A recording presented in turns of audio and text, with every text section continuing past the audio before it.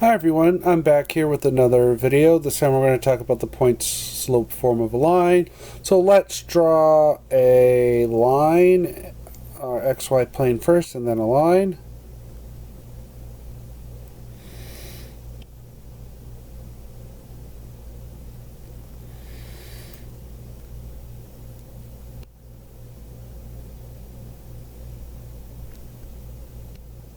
And a nice fairly straight line there. And let's pick some random point XY on the plane, or on the line, excuse me. And so the thing about this is if we choose, doesn't matter what point we choose, we can choose this point, which we're going to call Y or X1, Y1.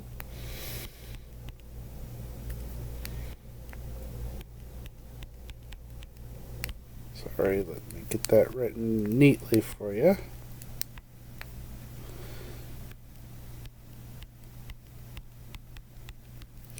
Or we can pick this point or this point. The slope is always going to be the same. So if we look at this slope, it should give me the same value as if I took these 2 points and calculated the slope.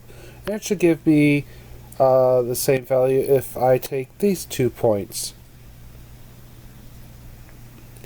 and figured out the slope.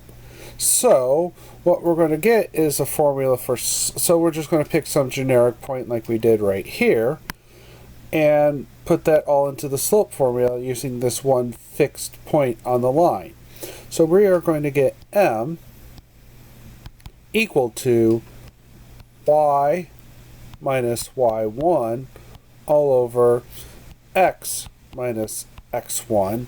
And what we're going to do is we are going to multiply both sides of the equation by x minus x plus or x1, and that's perfectly allowed because the point we are picking is distinct from the one that is fixed.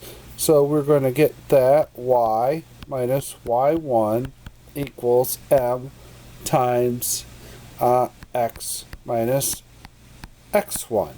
And this is known as the point slope form of the equation because all you need to get the equation of a line is a point and a slope. So let's just do a quick example and then we'll be done with this.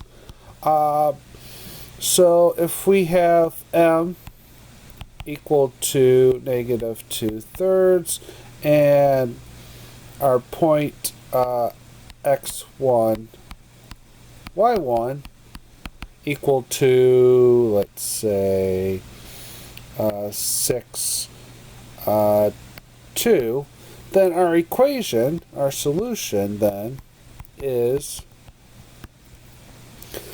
y minus 2 equals negative 2/3 x minus 6. And so that's our solution. But notice that really what this is just to get into kind of the whole point of this is just to get an equation. And then we typically, what we're going to do is still solve for y. So we'll distribute the 2/3 on the right hand side. So we'll get y minus 2 equals negative 2/3 x. So there'll be a minus 2/3 times a minus 6 by distributing to the second term. So don't forget to distribute there. And we get y minus 2 equals negative 2/3 x. So 3 goes into 3 once, 3 goes into 6 twice. And we get negative 2 times negative 2 is positive 4.